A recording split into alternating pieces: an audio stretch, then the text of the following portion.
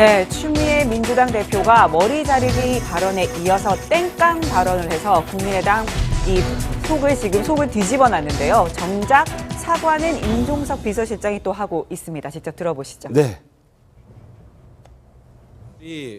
인사 논란이 길어지면서 국민 여러분들께서 많은 걱정을 하고 계신 데 대해서 진심으로 송구하고 죄송한 마음입니다. 삼권 분립의 한 축인 사법부 수장의 공백이 발생하지 않도록 24일 이전에 대법원장 후보자 임명 동의안을 처리해 주시기를 국회에 간곡하게 호소 말씀드립니다.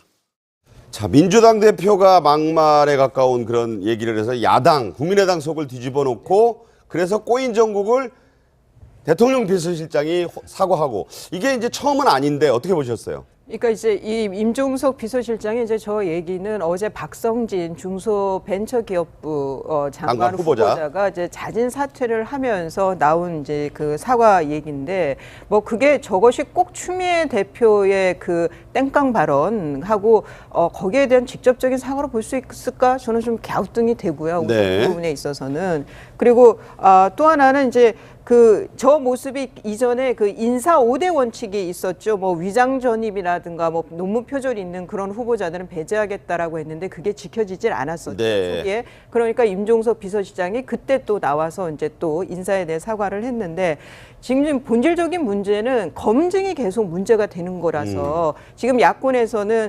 인사수석과 민정수석에 대한 책임론이 불거져 나오고 있는데 이른바 조조 라인. 그렇죠. 네. 뭐 조남매 뭐 이렇게도 얘기를 하던데요. 조남매. 네. 이거는 이 임종석 비서실장의 저 사과 그 얘기 사과 발언과 달리 이 책임론에 대해서는 계속 그 야권에서 문제제기가 있을 거다. 차기 후보자가 어떤 후보자가 나오느냐에 따라서 더 네. 붙을 수도 있겠지만요. 그런 면에서 그러고 또 하나는 이제 야당의 특히나 국민의당이 이제 추미애 대표의 발언에 대해서 어떤 걸로 그러면은 사그라들 수 있을까, 수그러들 수 있을까? 저는 뭐 문재인 대통령이 직접 사과할 일은 아니지만 대수보 회의라든가 이런 데에서 이 두 수석의 그 책임에 대해서 좀 뭐랄까 질책하는 듯한 그런 얘기는 좀 있어야 되지 않나. 네. 새로운 제안을 해봅니다. 네, 지금 말씀하신 것처럼 어쨌든 임종석 비서실장이 이 인사에 대해서 송구하다 이런 얘기는 했지만 이 문책에 대해서는 전혀 언급을 하지 않은 상황입니다. 네. 자, 추미애 대표 발언 때문에 지금 국회가 굉장히 경색이 됐거든요. 지금 문제가 된 발언은 바로 이 발언입니다. 땡깡 부리고 공로 대잔질하고 캐스팅 보터나 하는 모련치한 집단. 국민의당 제가 듣기에도 화가 날 수밖에 없을 것 같은 상황인데 직접 사과하라고 했는데 직접 사과는 계속 없어요. 그러니까 추미애 대표가 저렇게 말씀하시고 나서 지금 사과를 하는데 사과를 안 하고 결국은 물론 이제 이수희 변호사 말씀하신 것처럼 임종석 비서실장이 추미애 대표의 발언에 대한 사과는 아닌 것 같아요. 인사가 계속 이 꼬이는 부분 또 인사가 여러 가지 문제가 되는 부분에 대해서 청와대 입장을 밝힌 거라고 생각이 되어지고 이제 저는 그래서 임종석 실장의 저런 태도를 추미애 대표가 하면 어떨까? 이런 생각이 좀 들었어요. 왜냐하면 네. 지금 현재는 국민의당의 도움을 얻어야 되는 상황이잖아요. 어쨌든 전국을 풀어야 되는 상황이고 정치라고 하는 것이 같이 대화하고 협상하고 협치하고 이래서 정치가 굴러가는 거 아니겠습니까? 네. 그런데 저렇게 그냥 강대강 대치로 가는 것이 여당 대표로서는 상당히 별로 그렇게 좋은 모습은 아닌 것 같아요. 네. 그러니까 협의를 얻어내서 본인들이 원하는 거 얻어내는 것이 정치의 묘수라고 할 수 있을 텐데 그런 부분이 좀 부족한 부분이 안타깝고 네. 땡깡이란 발언 자체 때문에 문제가 되는데 저게 저는 그냥 통상 생떼를 쓰다 억지를 부리다 이렇게 지금 우리가 이해하고 있지 네, 않습니까? 네. 근데 저게 일본말 덴칸이라는 데서 유래가 됐는데 그게 우리는 그렇게도 해석이 될 수 예, 있다는 주장이 그러니까요. 있어요. 근데 일상적으로는 보통 생떼를 부리다 이런 거니까 억지. 예, 억지를 부리다 이런 뜻이니까 요 국민의당이 억지를 부리고 있다 이렇게 지금 얘기하는 건데 거기에 대해서 국민의당이 지금 반발을 하고 있으니까 일정 부분 국민의당을 달랠 수 있는 그런 카드를 던지는 게 필요하다는 생각이 듭니다. 자, 비공개 의총에서 저 말 나온 다음 날 아침에 박지원 전 대표가 방송에서 저도 직접 들었는데 엄청 화를 내면서 형제냐 무슨 우리가 형제냐 막 이 방송에 굉장히 흥분했는데 저 땡깡이란 말이 사실은 속을 좀 뒤집어 놓은 측면이 있어요. 우리 박상규 본부장님 저 소리 들으면 화 안 나시겠습니까? 화 나죠. 그러니까 열받죠. 네. 받는 것이고 그다음에 형제의 당이다라는 것도 사실 모욕적입니다. 당이 다르지 않습니까? 그렇죠. 국민 지지 기반도 다른 것이고 그다음에 야당의 본연의 자세는 집권당을 견제하는 것 아닙니까? 견제하고 비판하는 그렇죠. 것인데 마치 이중대처럼 규정 짓는 것 아니겠습니까? 형제의 당이라고 얘기하면. 김동실 원내대표는 100번 양보해서 형제의 당이라 칩시다. 당신들이 언제 형제 대우를 해준 적이 있느냐. 예를 들어서 문재인 정부의 첫 번째 국정과제는 여소야대 국면에서 어떻게 야당의 협조를 끌어낼 것인가가 아니겠습니까? 네, 근데 네. 좀 우리가 반추해보면 지난번 그 국민의당의 네. 제보조작 사건이 있었을 때 네. 평론가들은 그 당시 안철수 대표의 자세를 비판할 수 있지만 집권당에서 그렇게 누르는 건 아니거든요. 네, 네. 그래서 거의 정계 은퇴시키려는 안철수 후보가 대표가 됐습니다. 그렇죠. 참 황당한 상황이죠. 그렇다고 본다면 캐스팅 보드를 지은 국민의당을 잘 이렇게 좀 같이 가려는 노력도 있어야 되는데 점입가경이다 이런 생각이 듭니다. 네. 네, 자 지금 굉장히 화가 나 있는 박지원 전 국민의당 전 대표, 네. 네, 그리고 추미애 민주당 대표 두 사람 간의 설전이 굉장히 뜨겁습니다. 저희가 구성을 해봤는데요. 한번 보고 얘기 계속 나누시죠.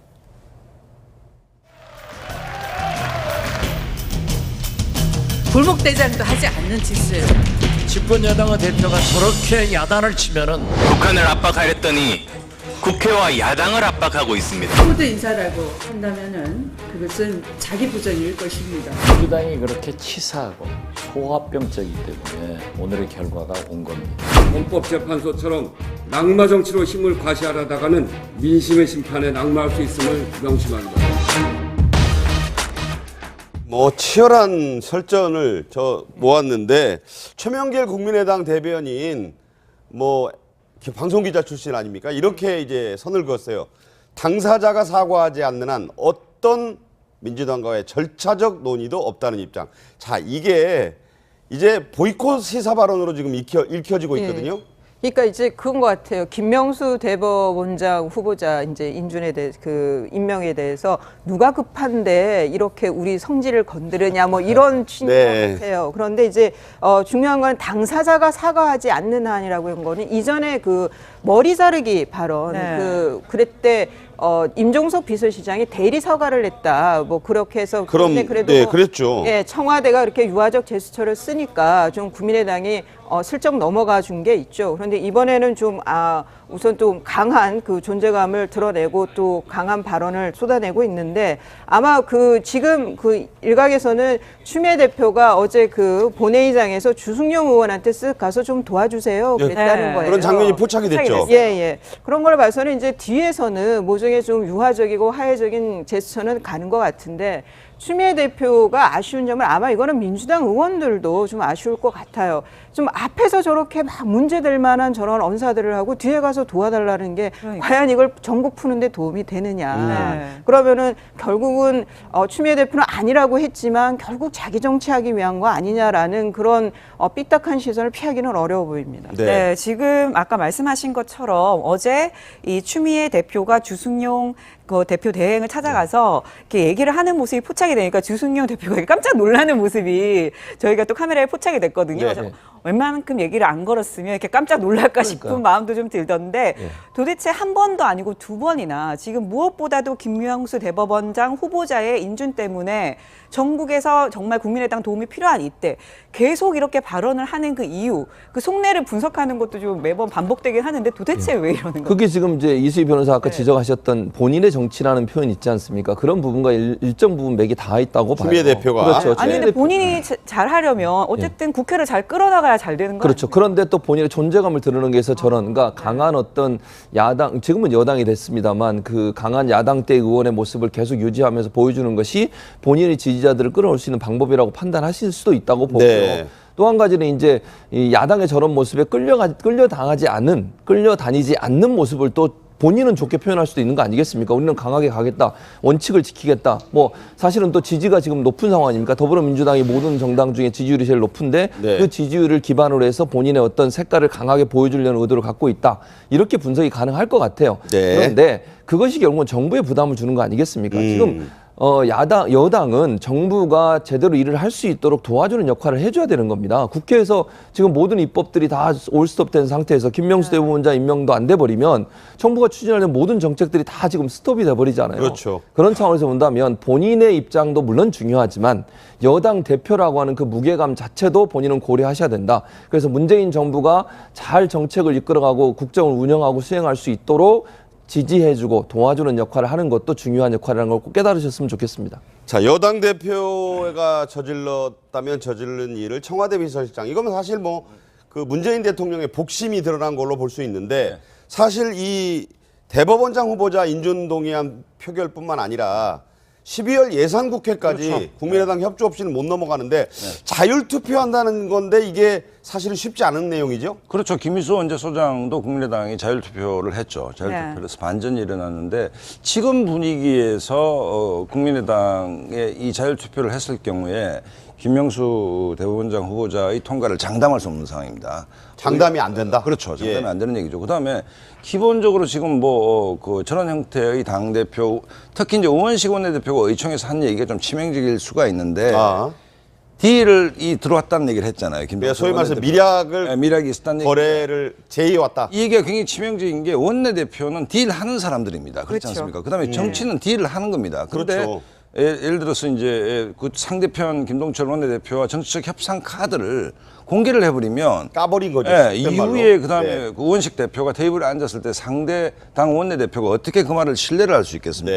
그러니까 굉장히 신뢰에 지금 거미가 있는 상태거든요. 그렇기 때문에 협상 자체도 지금 어렵다. 협상 테이블에 앉았는데 또 뭐 상대 민주당 김동철 원내대표가 우원식 대표한테 어떤 카드를 내놓겠습니까? 아무것도 못 내고 할 말이 없는 것이거든요. 협상의 여지가 없어졌다. 없어졌죠. 그렇기 때문에 그 국민의당으로서는 지금 할 수 있는 것은 자율투표밖에 없다. 왜냐? 민주당과 무슨 협상을 하겠습니까? 협상 자체가 성립이 안 되는 것이기 때문에 뭐 자율투표를 할 수밖에 없는 것이고, 그다음에 국회의원도 사람의 감정을 가진 사람인데 이런 형태로 완전히 그 인격 모독적인 얘기를 들은 상태에서 자율투표를 하겠습니다 하면 사실 청와대는 모골이 성연한 것이죠 지금.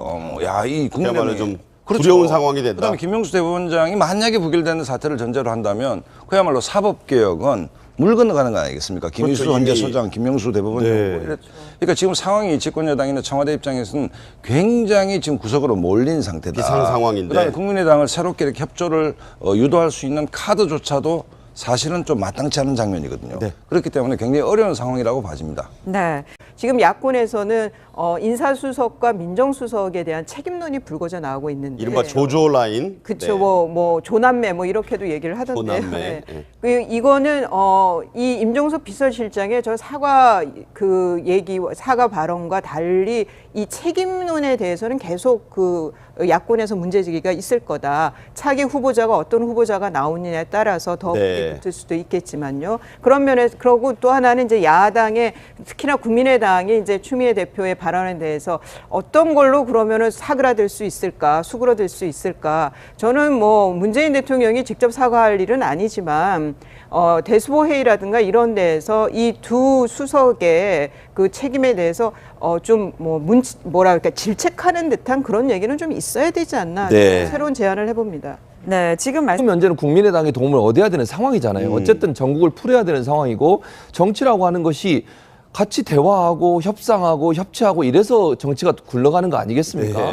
그런데 저렇게 그냥 강대강 대치로 가는 것이 여당 대표로서는 상당히 별로 그렇게 좋은 모습은 아닌 것 같아요. 그러니까 협의를 얻어내서 본인들이 원하는 거 얻어내는 것이 정치의 묘수라고 할 수 있을 텐데 그런 부분이 좀 부족한 부분이 안타깝고, 땡깡이란 발언 자체 때문에 문제가 되는데 저게 저는 그냥 통상 생떼를 쓰다 억지를 부리다 이렇게 지금 우리가 이해하고 있지 않습니까? 근데 저게 일본말 뭐 덴칸이라는 데서 유래가 됐는데 그게 우리는 그렇게도 해석이 될 수 있다는 주장이 그러니까요. 있어요. 근데 일상적으로는 보통 생떼를 부리다 이런 거니까 억지를 부리다 이런 뜻이니까 국민의당이 억지를 부리고 있다 이렇게 지금 얘기하는 건데 거기에 대해서 국민의당이 지금 반발을 하고 있으니까 일정 부분 국민의당을 달랠 수 있는 그런 카드를 던지는 게 필요하다는 생각이 듭니다. 자, 비공개 말씀하신 것처럼 어쨌든 임종석 비서실장이 이 인사에 대해서 송구하다 이런 얘기는 했지만 이 문책에 대해서는 전혀 언급 언급을 하지 않은 상황입니다. 네. 자, 추미애 대표 발언 때문에 지금 국회가 굉장히 경색이 됐거든요.